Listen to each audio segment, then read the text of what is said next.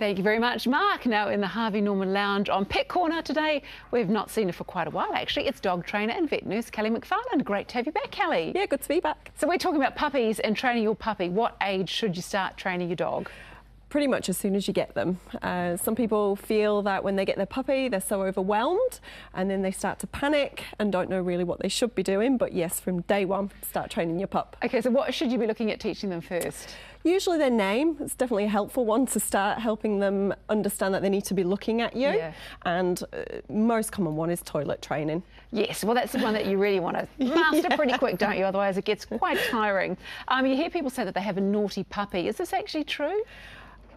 Some people may say that's true. I don't. I think the puppy's usually just a little bit confused. Probably the training's not consistent with the whole family. And yeah, you just got to stick to what you've been trying to teach them. So what happens if you've got a dog who pretends that she doesn't know her name when she does know her name?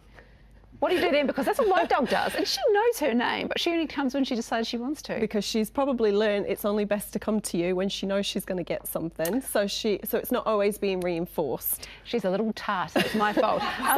So she's training you, not the other way around. So what's the best way then to train your puppy? What I tend to do personally, and there's a lot of trainers out there, we look at using reward-based type training. So not just food. A lot of people get confused thinking you should only ever use food for training.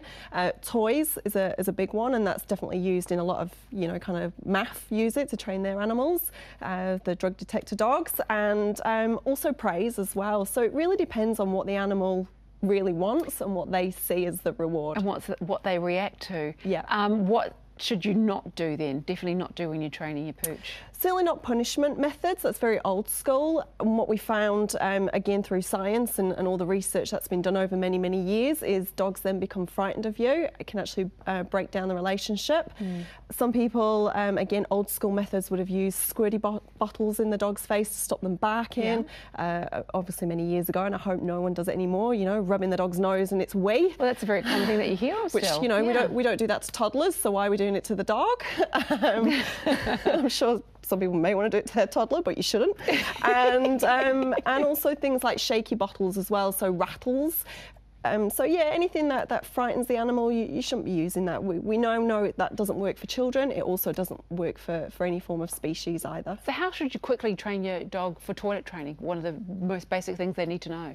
If you're consistent, and again, depending on the puppy age, how old the dog is, but it takes a good few weeks, and you've got to be consistent. A lot of people feel after 3-4 weeks, oh, the dog's got it, so yay, everything's fine.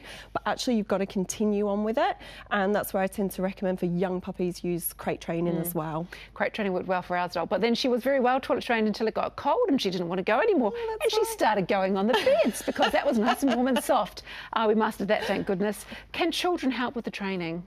Yeah, I have no problems with any child in the family helping with training. I think it's a good thing for everyone to be on board, and it also helps children, again, from when Heather from Back and Zed was here a while ago about, kind of bite statistics and things.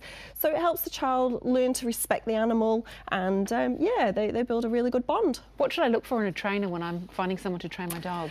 Someone who doesn't use any form of punishment methods is my critical one, and soon there will be a endorsement program being released here in New Zealand, and so yeah, start looking for trainers that have been endorsed by one of the associations. That's excellent. Yeah. And finally, is it ever too old to train you? I'm not too old. Is my dog ever too old to be trained? No. To put it that way. No, not as far as I'm concerned. So I can still do some good with Pepper. Excellent. I'm very pleased to hear it. Kelly, thank you so much. And now to our pet of the week. Congratulations to Toby, who likes chilling in a plant pot. $50 to spend at petpost.co.nz is on its way to you. A pot plant or a plant pot? It's to your owner, actually, Justine Frost. And if you'd like to enter your pet, and it can be any type of pet at all, just upload a pic on our Facebook page.